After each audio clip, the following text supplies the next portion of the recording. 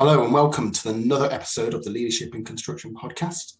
I'm your host, Michael, and today I'm joined by the absolutely fantastic Mark Crossfield, who is a civil engineer turned career coach. And today we're going to talk about a leader's role for other people's career development.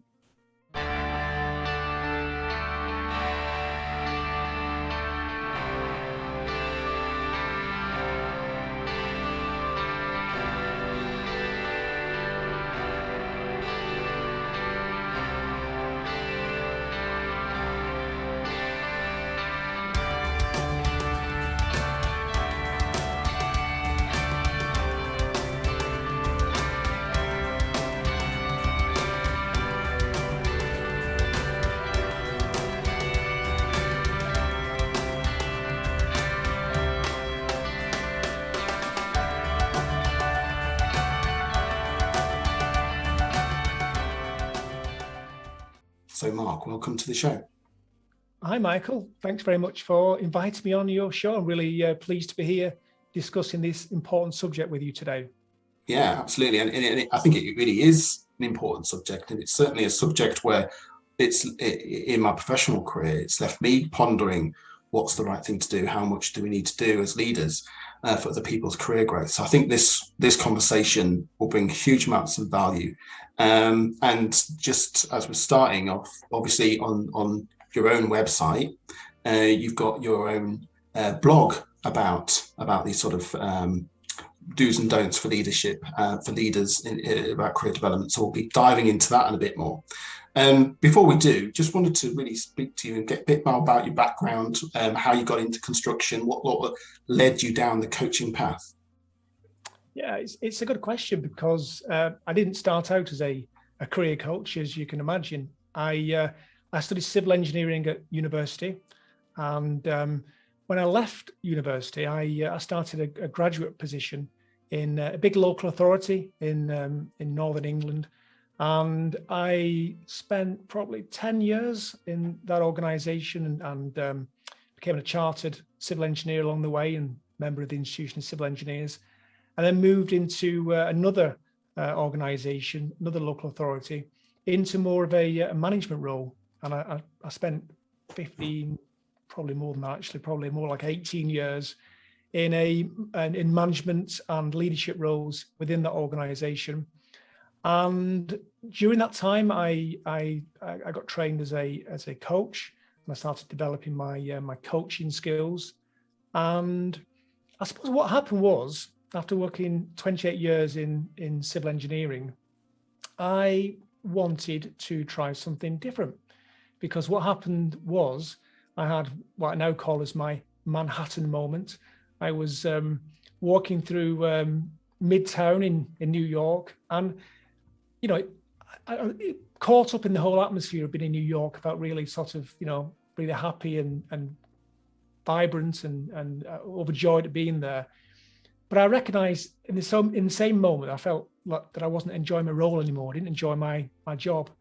And on that trip to New York, I decided that I was going to change career, change tack really. And I came back and set in train steps for me to lead that organization. And I did some further development as a career coach. And a few years ago, I started coaching full time, helping people to love their jobs and have a great career. And it is a great career for me as well, because I really enjoy it. And I work with a lot of people in the construction industry, but in engineering generally and other professions, helping them to find out what's next for them, or helping them to enjoy their work more. Because when I look back in my career, there were times where I wasn't particularly happy at certain times. I didn't feel like there's an awful lot of external support and help. I'm sure there was, but I could never find it. So I'm there really to help people to make the next steps in their career and make sure they do enjoy work, they do love Mondays, and they have a really fulfilling and enjoyable role within the industry. So I suppose that's a quick summary of what happened, Michael, really, and that brings us up to date now, where I help people all around the world with their careers challenges. That's fantastic. And so whilst that spell, like a quite long spell whilst you're in the construction industry, what did you see around the general feel for leadership and management? Was it a positive experience? I think it's fair to say it was mixed. I think there were examples of very good leadership, but I think there were examples where that leadership wasn't as good. So I think it was, to be fair, mixed. And when I look back on my own development as a manager and a leader, there are times I look back and think I didn't get things right, and some of the decisions I made early on in my career weren't necessarily the best decisions. So there's an element of an acknowledgement that we have to learn to become the leader. You don't actually, you're not born a leader, of course. You have, these are skills you learn and develop, aren't they? So you have to learn from your mistakes, but it's best if you can learn from other people's mistakes. And with your career development, look at best practice and learn how to be a good leader, and try not to make many mistakes early in your career. So that's what I tried to do. I tried to develop myself as much as I could. I did a master's in construction management, and I became a chartered member of the Chartered Management Institute. So I tried everything I could to be a better leader, and I'm hopefully I look back on my career and I think, particularly towards the end of my career, I did a reasonable job at it. Although if you look further back than that, there were a few moments that weren't as sparkling. Yeah, some common themes really is that obviously very self-aware in terms of your position and your abilities as a leader, but then also willing to go out and seek that further education around that side of things to improve. And certainly that sort of aligns with sort of my journey as well a little bit. And I think that's a key takeaway over this podcast and a few previous podcasts. We've touched on the same subject, is going out and getting that extra bit of education as and where you need it to get sort of going. And I think that's sort of really important as well when we're looking at sort of career development. So sort of my journey was, my technical skills got me so far, and to keep going, that's when I needed to sort of look at what people call the sort of more softer skills around sort of leadership.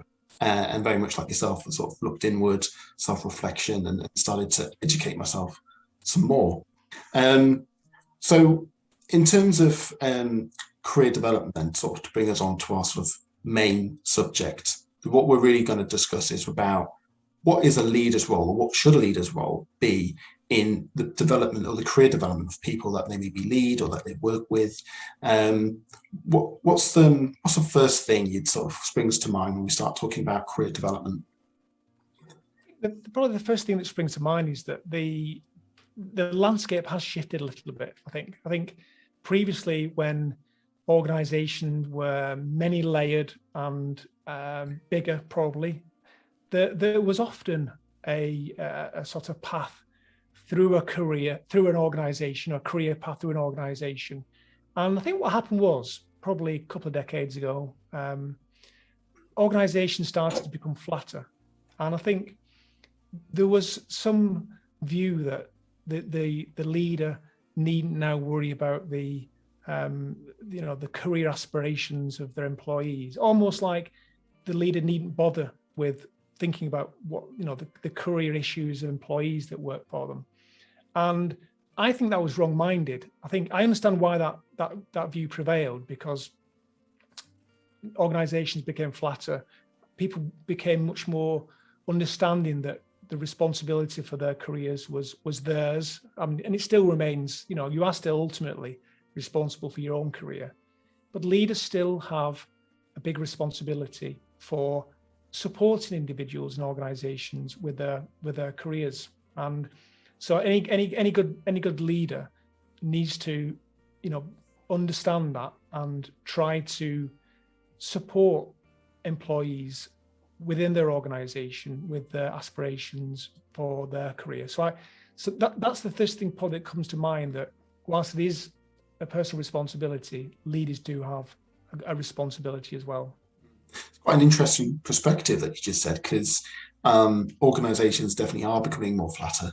And we always talk about leaders having to um, lead through influence as opposed to authority, to be able to lead on a more flatter organization. But I hadn't considered before what that meant for people's growth in those organizations. And the reason why we want organizations to be flatter is to promote collaboration, get outside of these silos that we find ourselves in constantly, and work across disciplines in many respects. And so that's a really interesting perspective. And by the sounds of it, in some cases, and I think I've seen this happen in my own sort of professional career, in that the importance of the not so much importance, but certainly the more the broader view on people's progression has sort of been lagging behind that. So I think that's really sort of interesting, and I think you're absolutely right. I think leaders do play a role in other people's career progression, quite a critical role as well. But completely acknowledge, you first of all, you yourself have got to be willing to want to progress your career. There's no point in trying to progress people if they don't want to, if they're not heart's in it. Because quite honestly, if their heart's not in it, maybe that career path isn't for them. Maybe they want to go and do something else. Yeah, absolutely. I also think there's something to be said about, it's not just a benevolent act. So the leader's not just doing it just to be the nice person in the organization. Actually, there are some benefits for the organization if you can support the career development of individuals. It makes sure that you've got some employee retention. It encourages employee retention. It enhances the company's desirability for future employees, and it does create a better trained and more resilient workforce. So there is a lot of benefit actually for the organisation to approach this. Thinking about the aspirations of the individuals. So I think so it's worth. It isn't just a benevolent act. Yeah, it's definitely a two-way act, isn't it? And I think when you were sort of saying that, I was sort of thinking back into early times of my career when we had that annual appraisal, that end of the year appraisal, that everyone sort of dreaded happening, talking about someone else's career progression. And I was more on the sort of younger junior level, so I was wanting to talk about where's my career going to go and that sort of thing. And managers sort of really want to have this conversation, especially since I did that a lot during the recession. There wasn't much of an opportunity for that.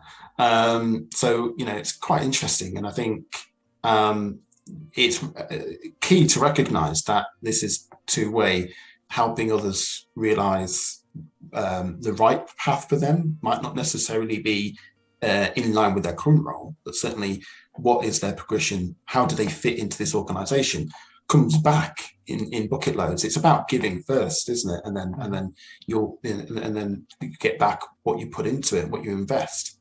So what would be the first thing as a leader that you should do actively to encourage those sort of career conversations or those conversations with individuals? What would you say? What your advice? Well, it's interesting you mentioned the career appraisal, because that is very much a scripted, I suppose, pseudo performance meeting, really, isn't it? I mean, that can be, quite two-dimensional, really. So if you're looking to seriously, have the interest of the employee and the organisation at heart, and you're thinking about the career development, then you need to have a more career-focused employee discussion. I think that's the key thing. So creating a culture which is willing to have that conversation about careers with individuals. This can be done alongside other discussions. It doesn't need to be necessarily something which is a separate career discussion, but it could be something that is held with individuals to talk about, what are the career aspirations? What things are you interested in doing in your career? What things are you interested in doing within this organization? What sort of skills do you want to use? What aspirations have you got in terms of learning and development? Those discussions, any organization can have those discussions, and makes the individual feel valued. It allows them to talk about, what they do want to do more of in their career. And it gives them an opportunity to see that there's potential within the organization to have a career beyond where they are now. And I think that's all really valuable for the organization and the individual, actually. Absolutely. Yeah. And I sort of reflect on some of the conversations that I have with people that I work with. And I don't like to stick to these sort of frameworks of career appraisals and whatnot. We have check-in sessions throughout a year. So every quarter there's a check-in session. But actually I'd probably do it every other week. I just sort of check in and we just shoot the wind and just talk about everything. That usually comes back to how are you getting on with your objectives that we set? Do you need any help and helping them to slowly sort of progress their career on a micro scale? And the other thing I think I'd be interested to get your thoughts on is when we talk about what a leader is, sometimes we refer to having that vision and looking, high level in the helicopter about, what's out in front of us. But also with the ability and the occasions to get into the blender and be able to work, on that ground floor level. And I think that's also important as a leader, to be that sort of coach in someone else's career, be that sort of mentor, whatever you want to call it, who can keep an eye on, where you sort of wanted to go and sort of remind them. So, if you want to go down this route, how are you getting on with these bits and bits day-to-day stuff? Because this day-to-day stuff is what's going to help you get to that bit. And I think the problem sometimes with that is that the other person's view on the actual vision sort of changes occasionally. So I know mine over the 15 years of career has gone sideways and upwards and all different directions. So I think that's just, what's your sort of view on that? So it's a really good point, actually, because a leader can actually open up pathways and forward vision to share with the individual and say, look, these are some of the things you might want to consider in terms of a career path. These are some things you probably can't see right now, but I can actually see them. And let me tell you, a little bit more about that. So you can, provide some information about what might be open to them in terms of career aspirations. I think there is a potential trap to watch out for, and that is the trap of having favorites in the organization. This can be, for a leader, a tricky balance, really, because it's very easy to pick one or two people who you think, this person's a high flyer. I'm really going to pour a lot of my effort in developing this individual. I'm going to spend a lot of time making it easier for them to move upwards and onwards, and with the best intentions, really, of supporting that individual. That can often be viewed by other people in the organization as being really having favorites, and sort of that can be detrimental. So it is a delicate balancing act, actually. As a leader, you do have to try and share out your support in a way which is seen as fair, and that can be a challenge for leaders. But I think it is detrimental if you don't do that. I agree, 100%. Yeah, and I think in some respects, I think it would be fair to say that some people may shy away from those conversations with people maybe they don't relate to.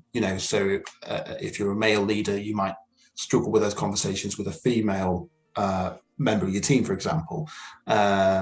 Or if your interests just in terms of sports or things like that are just completely different, that's where it becomes, people might shy away from having those conversations. What would you say about that, do you think? Yeah, it's understanding your own bias. And we have our own biases, and you have to understand that you've got them. And that's the first step, really, that you're drawn to certain individuals within the organization. You've just mentioned a few examples there where that might happen.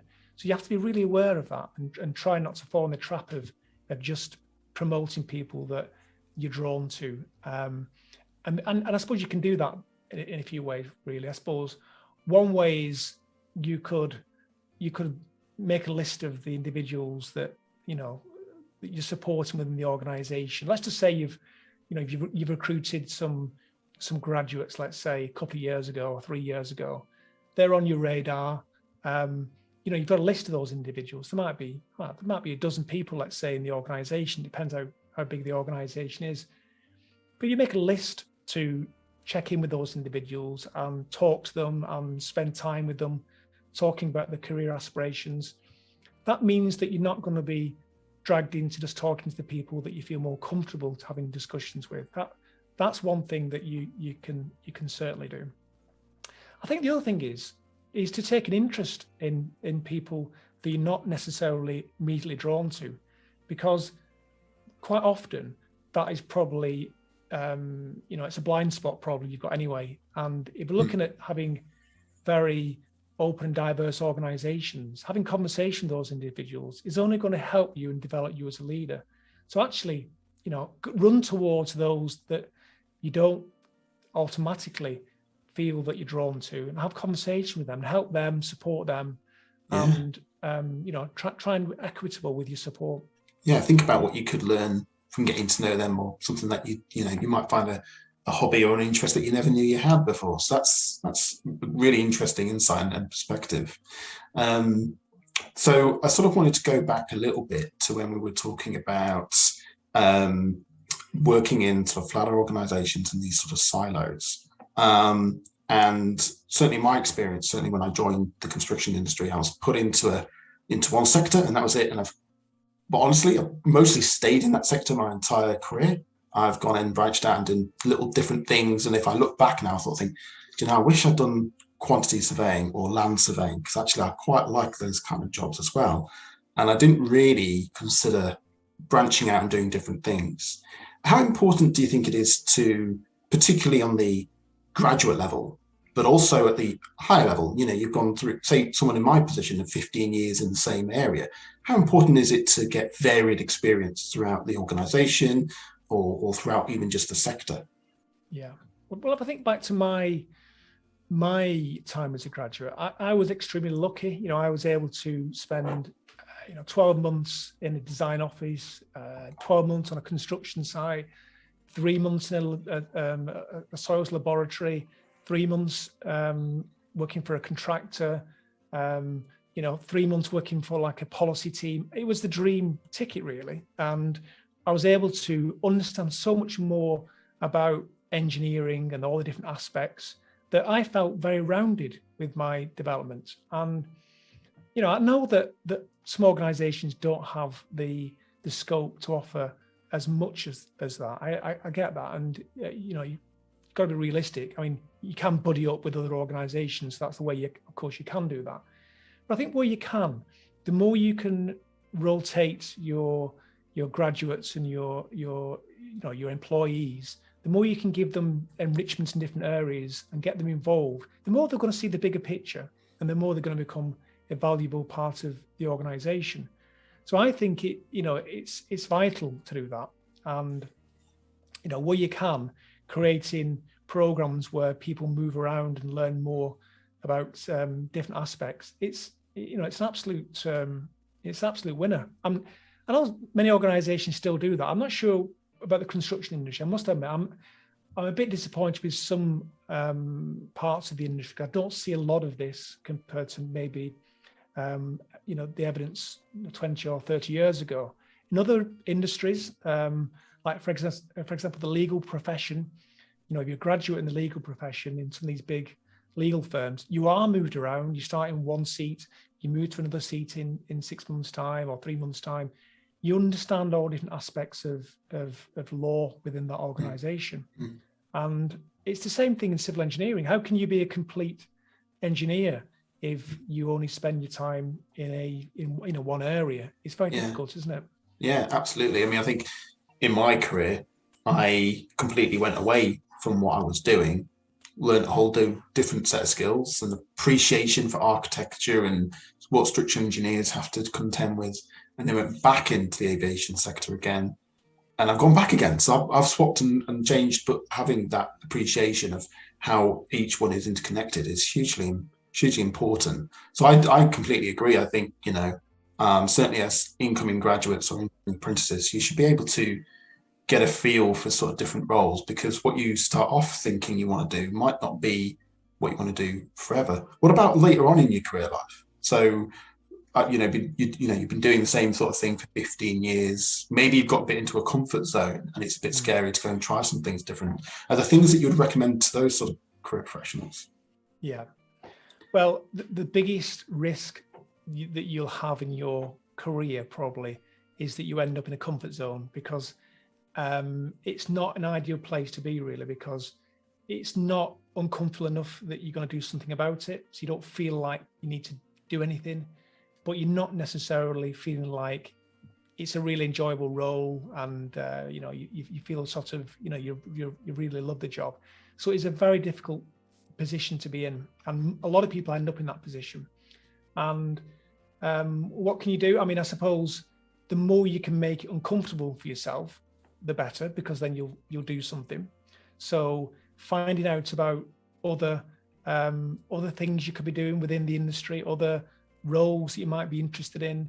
So then you look back at your own role, and it doesn't feel like it is as attractive anymore when you reflect back. I mean, that's one thing you can do. Get yourself informed about what else you could do and find more about that. I think, a lot of people don't speak to the manager. I mean, the first place I always say to people I work with, before we even start working, is, have you spoken to your manager about this particular situation we're talking about? And quite often they won't have that conversation. Whereas, if you speak to your manager and you say, hey, I've not really enjoyed this last 12 months. My career hasn't really been as enjoyable. Is this something we can do? Can we have a conversation about other roles that we could look at, or can we re-look at my role and make it more enjoyable? Quite often, a manager, given that information, that request, will be quite open to looking at the options. And it's surprising, actually, how many times this happens. For one, your manager starts worrying that you're going to leave the organization, so they don't want to lose you. For two, you've been brave enough to raise the issue with them and have a conversation. And as a manager, we want to support the individuals working for us. We want to help them to give the best at work. And what a way you can sort of help them to do that by sharing that information with them. So I think there's a couple of things that I can suggest that would be good starters. And I think that's the key thing, really, isn't it? I think it's quite a brave move to go and have that conversation with your leaders, with your managers. I think that's quite, and particularly if you haven't got that sense over time that they're that type of manager or leader that you can approach. So to flip that, as a leader, you've got to, and we talk about this all the time, create that environment where you can be open with everybody. And that just highlights for me a reason why you need to do that more and more is if people are too petrified to come and talk to you about doing something different, then you potentially lose that person to just go and do the same thing somewhere else because they think the grass is greener somewhere else, sort of thing. So it's in your own benefit to have those open, trusting relationships with people that you work with, so that they come in and talk to you about, I think I really don't like this, I want to leave. We start digging into it and start thinking about, okay, well, what is it that you like about this role?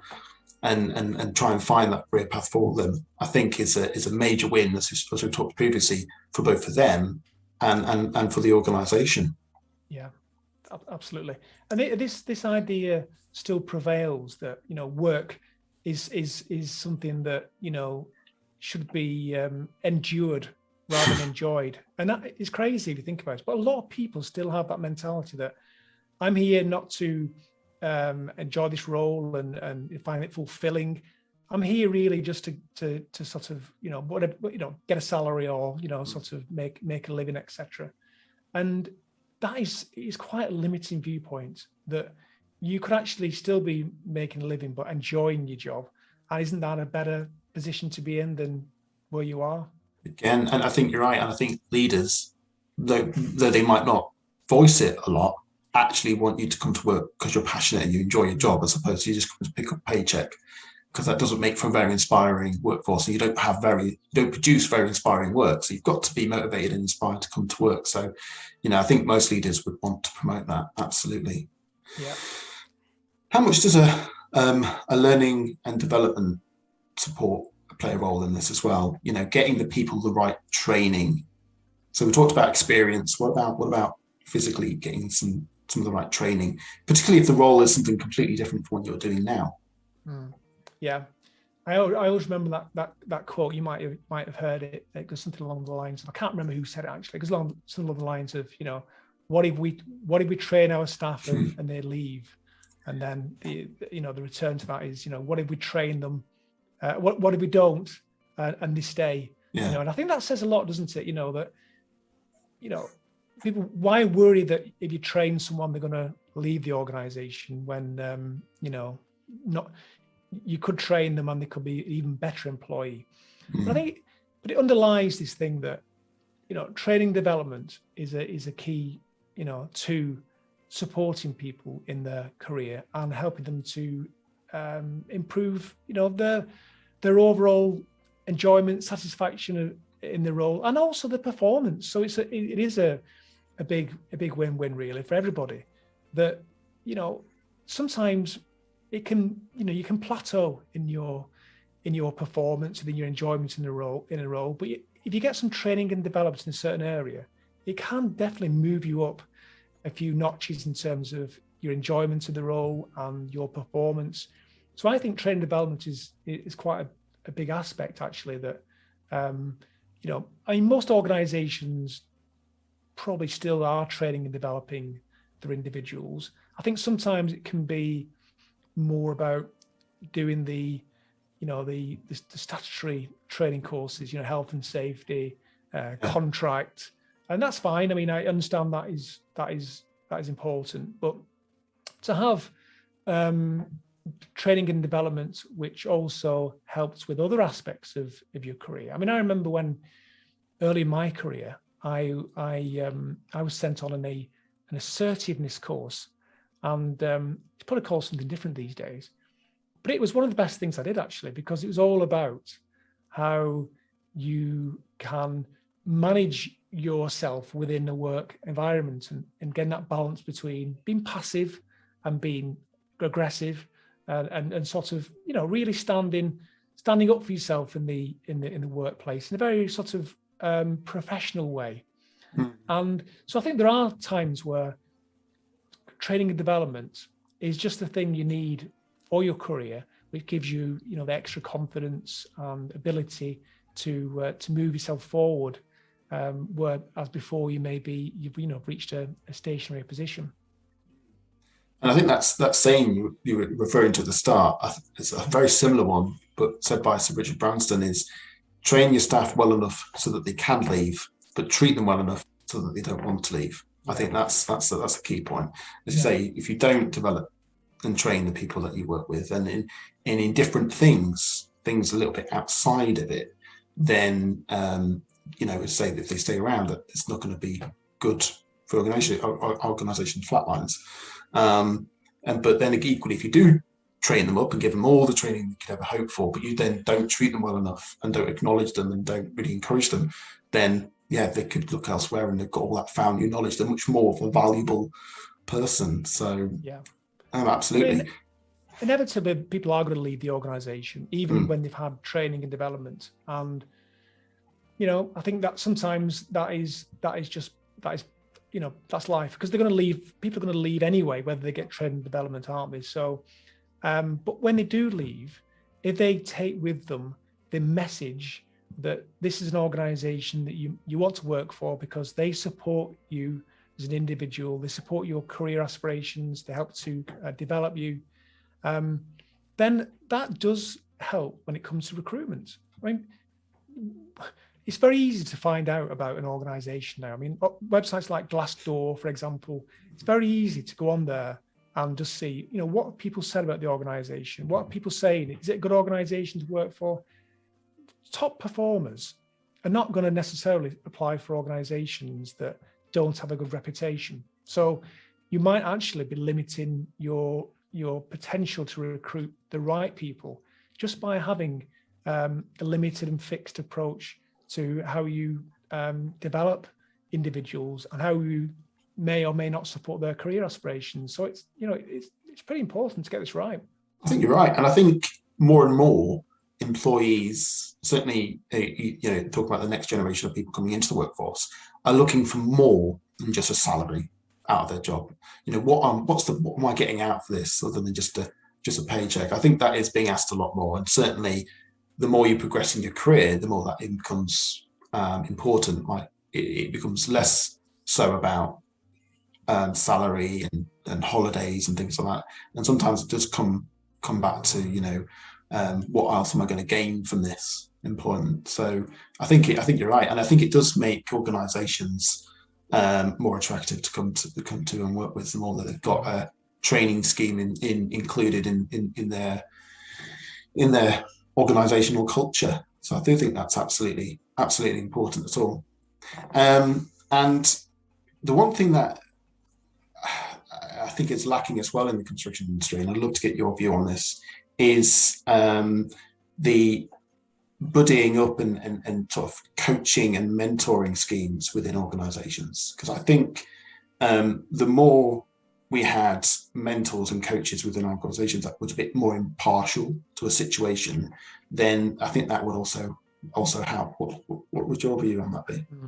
I think there is I think it in the sort of public sector, I think it does definitely have more, mentoring and coaching. There's been a lot of investment in programs for individuals. So I think there is very positive signs from those organisations. Private sector organisations, there is coaching and mentoring going on. I think sometimes they can be, I see, sometimes private organisations, the individuals can be quite guarded about how much information they're willing to share with other people in the, in their organisation. There's this thing about, maybe guarding the knowledge they might have in some instances, and I think that's sad to hear when that does happen. That the people are worried maybe that, and again it comes back to culture, doesn't it? This culture. If there's a culture of learning and development, psychological safety, support for individuals within that organisation, then there's much more openness and help for individuals, and coaching and mentoring programs are likely to be much more successful.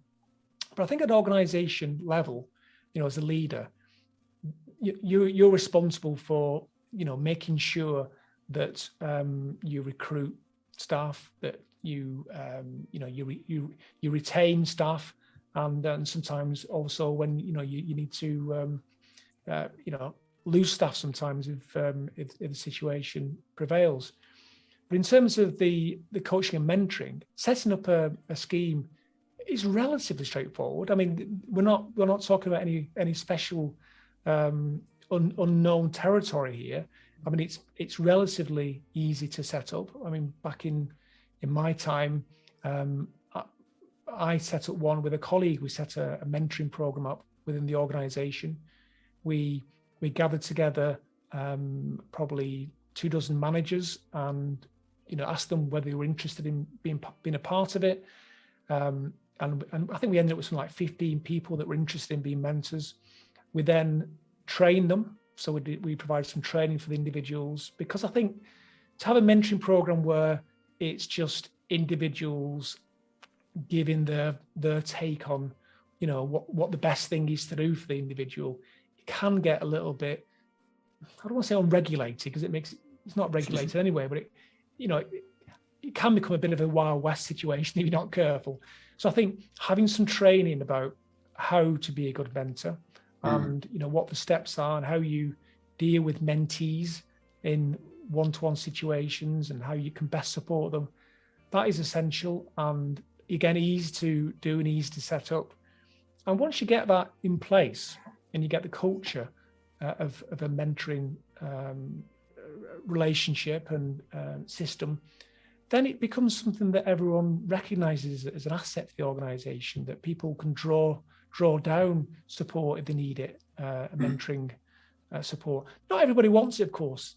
So a lot of people just they're not interested in having a mentor, but some people are. And I think having that opportunity to be mentored by somebody in the organization, it can be really helpful, because it gives you support from a person in the organization that's experienced. They've maybe seen a little bit more than you have in terms of the industry, and obviously they understand the career routes, if you like, and that can be very helpful for individuals. So I think that can be very easy to set up, and it can be very helpful for both the organization and the individuals in that organization. And certainly as well, I think you don't have to altogether wait until there is a scheme set up per se. There's a formal mentoring system. You can also just set this up, between just two individuals, really. People think of this mentoring scheme as it has to be something that's set up, and it's great when it does work. But I find enjoyment and fulfillment out of speaking with people about their careers and growing their careers and whatnot, and mentoring people. And I've got some great mentors as well that have just come out of being more friends than anything else, and being where you can be open and just sort of bounce some ideas off. And I think you could have it almost informally as well, I think. Do you think that's right?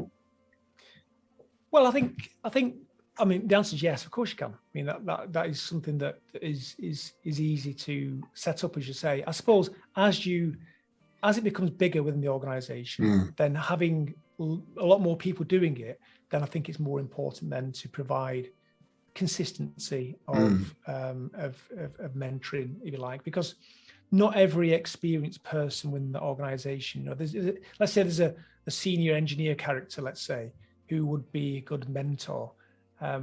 Even though this person might be a good engineer and a good professional, you're not quite sure whether they're going to be a good mentor. So if suddenly lots of people are becoming mentors without any guidance or training, then there is that chance that the individual's not necessarily getting the best mentoring opportunities. So I think you can scale it, and as you do, I think probably it needs to be a little bit more formal as you do that.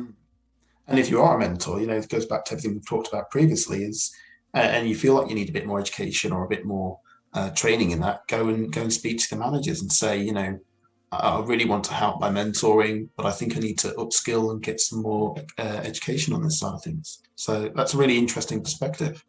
Yeah, and there are, in terms of, we often think about training as being, we didn't mention this earlier on, did we? But we often think about training as being, somewhere you go on a training course and you go to some place and you're there for the day. There's lots of training and development you can do, which is, it can be web-based. You could do a program over, 5 or 6 sessions, 1 hour a day, so there's lots of ways that you can do it, which is doesn't mean that you need to, take a week off work to get trained or spend a day in London or wherever.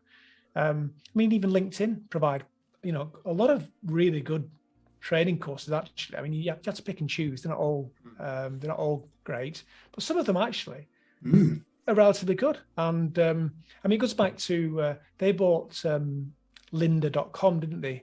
Which was that was the organization before LinkedIn purchased them. And I used to actually use quite a lot of lynda.com training courses, because I thought they were very good, because they were normally pretty well delivered, well structured. The content was pretty good. You got a certificate at the end, so there was something you could show for it, if you like.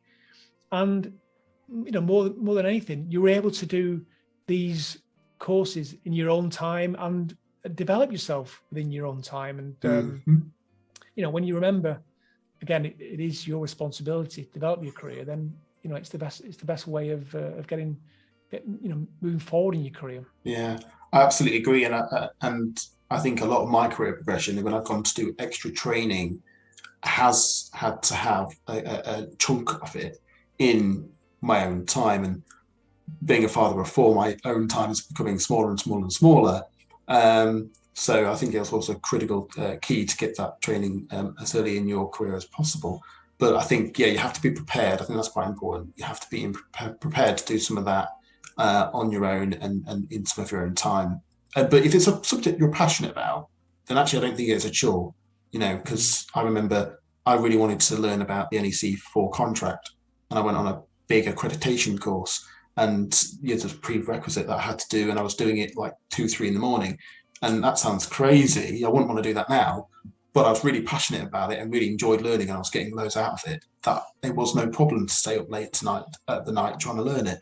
So I think that is important to make that, you're not just going to get given these opportunities and go and do it during work time and all this kind of stuff. You have to also be willing yourself to put in some additional effort, I think. Is that fair? Yeah, and what a great position to be in, because if there's ever some training that you want to access that maybe is perhaps beyond you doing it yourself, let's say there is some sort of accreditation that you wanted to do, what a great way to have a conversation with your manager, that I'm really interested in this accreditation. These are the reasons why it will benefit the organization. And by the way, I've spent 24 hours over the last 12 months developing myself, and here's the evidence of things I've done on my own. And as a manager, with that evidence, you're more likely to support the individual than if they just rock up wanting to maybe have the support, perhaps by not giving anything themselves. So sometimes it's a balance, isn't it? Yeah, I think that's right. It goes back to, again, what we were saying earlier, give first as well, and it works both ways, doesn't it?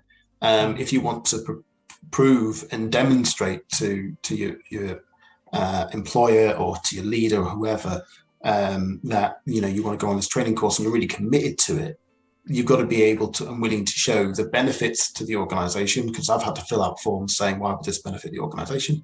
And also, what are you doing in the background to get this? Is there another way? Can you do this in your own time, or how can you get it from YouTube or whatever? So I think that is a really important aspect to show willingness as well, that you've got that commitment and that willingness to keep doing it as well. So that's really fantastic. So unfortunately, we're sort of coming towards the end of this podcast episode. So I really do want to say, first and foremost, thank you ever so much for your time, Mark. It's been an absolute pleasure.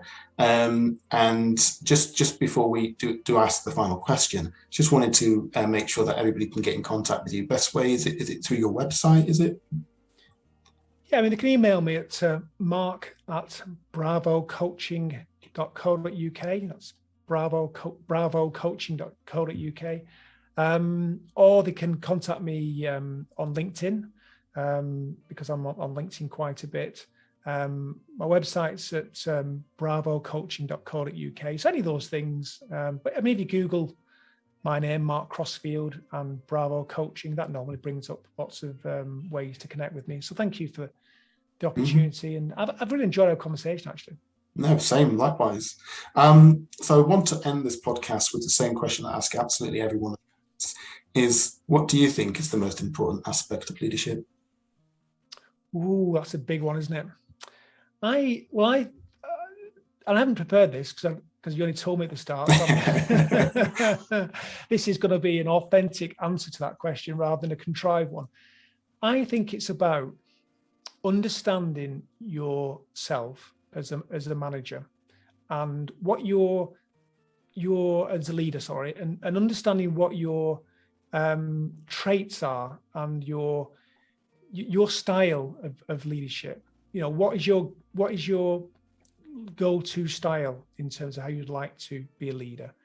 And so be aware of that, but also, because you've become aware of that, try and have a flexible approach as a leader. So use a leadership approach which is appropriate for the situation you're in. Don't always go back to your preferred style of leadership. Try and use a leadership style which is appropriate to the situation. That is probably one of the best things that you can do as a leader, because many leaders do revert back to how they like to lead, their style, if you like. And that is not always the best approach for every situation. So having a having a flexible leadership approach is the most important aspect. Fantastic. Mark, thank you ever so much for your time, and thank you for coming along. Thank you very much for having me.